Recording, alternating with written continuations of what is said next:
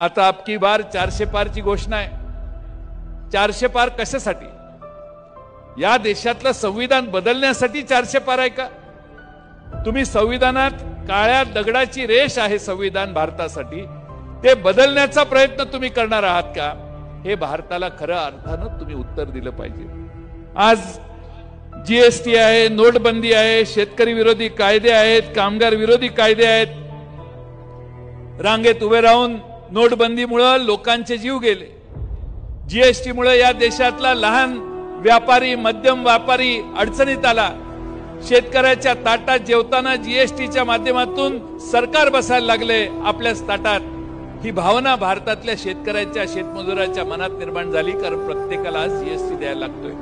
18% GST द्यायची पाळी आलेली आहे आणि त्यामुळं या ठिकाणी असंख्य शेतकरी दिल्लीला बसले। 700 पेक्षा जास्त शेतकऱ्यांचा मृत्यू झाला, पण सरकार बदललं नाही। आजही दिल्लीमध्ये शेतकरी पुन्हा जाऊन धरणं धरतायत, कारण शेतकऱ्यांची मागणी आहे, आम्हाला आधारभूत किंमत द्या। तुम्ही दिलेला जी खैरात आहे ती तुम्ही कधीपर्यंत चालू ठेवाल माहित नाही, पण आम्हाला आधारभूत किंमत आमच्या पिकाला द्या।